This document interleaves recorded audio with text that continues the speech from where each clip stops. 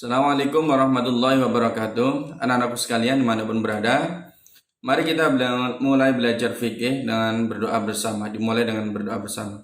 Bismillahirrahmanirrahim. Raditu billahi rabba wa bil islami dina wa bi Muhammadin nabiyya wa rasula. Rabbi zidni ilma warzuqni fahma, amin. Kita lanjutkan materi fikih kita masih berkenaan tentang puasa. Kan lalu kita sudah membahas tentang syarat, rukun, sunnah puasa. Sekarang adalah kita membahas tentang hal-hal yang membatalkan puasa. Terus yang kedua adalah orang yang diperbolehkan tidak berpuasa. Yang ketiga adalah hikmah berpuasa. Semoga anak-anakku sekalian dimanapun berada bisa memahami, dan Ramadan kali ini insya Allah kita sudah bisa dengan sempurna puasa Ramadannya dan diterima di Allah Subhanahu wa Ta'ala. Yang pertama, hal-hal yang membatalkan puasa. Yang dapat membatalkan puasa, artinya puasa bisa batal ketika ada 5 hal. Yang pertama adalah makan dan minum dengan sengaja. Sedang puasa, tapi dia makan dengan minum dengan sengaja, maka puasanya batal dan berdosa. Kalau dengan sengaja membatalkan puasa, berarti dia mendapatkan dosa. Ya.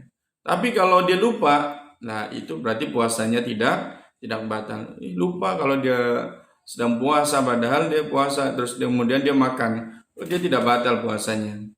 Yang kedua, muntah yang disengaja. Muntah tapi disengaja, tangannya dimasukkan di dalam mulut, terus kemudian muntah, nah itu batal puasanya. Yang ketiga, keluar darah haid bagi perempuan. Kalau sedang menstruasi, sedang puasa, terus kemudian menstruasi, puasanya batal. Yang keempat, gila. Lagi puasa gila, ya, berarti langsung puasanya batal. Yang kelima, pingsan atau tidak sadarkan diri.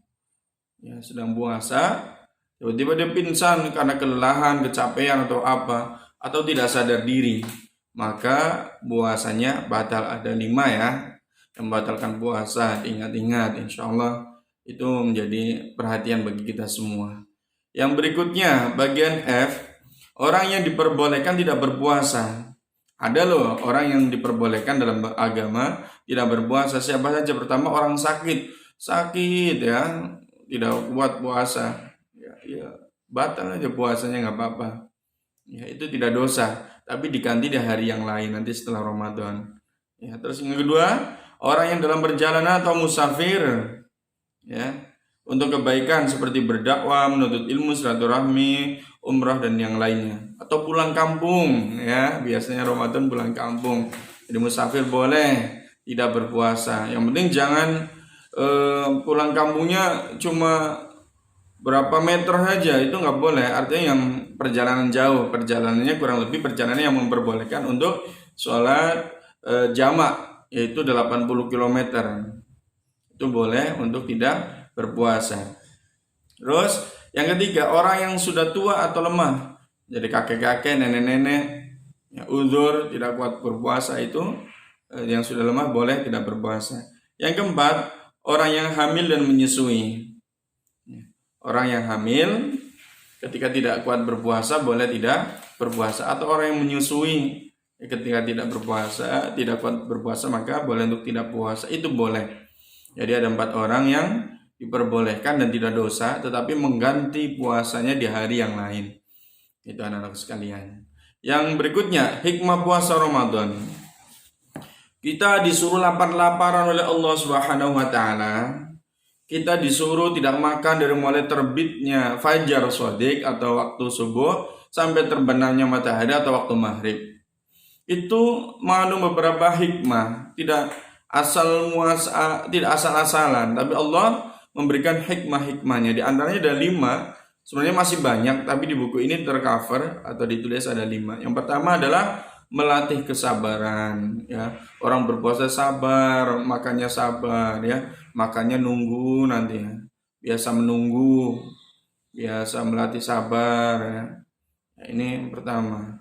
Yang kedua, meningkatkan ketakwaan pada Allah Subhanahu wa Ta'ala. Sebagaimana di firman Allah, ya ayyuhalladzina amanu kutiba alaikumus syiyam kutiba alal ladzina kama kutiba alal ladzina min qablikum la'allakum tattaqun. wahai orang-orang beriman, diwajibkan padamu untuk berpuasa sebagaimana orang-orang terdahulu agar kalian bertakwa.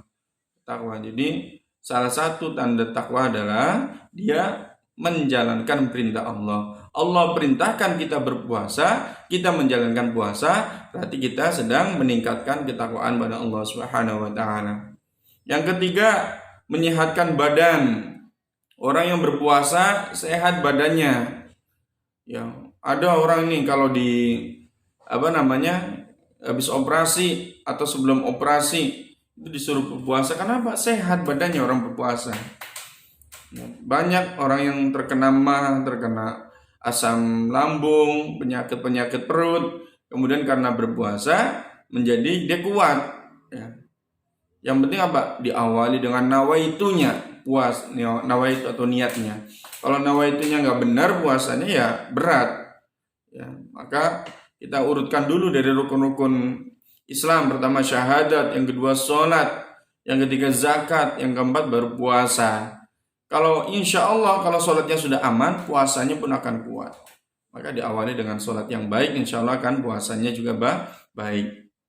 Yang keempat, menumbuhkan kasih sayang kepada fakir miskin. Ya, karena saling memberi di bulan Ramadan biasanya. Yang kelima, menghindarkan diri dari perbuatan keji. Orang yang puasa Ramadan itu biasanya bisa menghindarkan diri dari perbuatan keji. Karena apa? Badannya saja sudah lemas, mau perbuatan keji yang bagaimana? Nggak bisa lagi, insya Allah.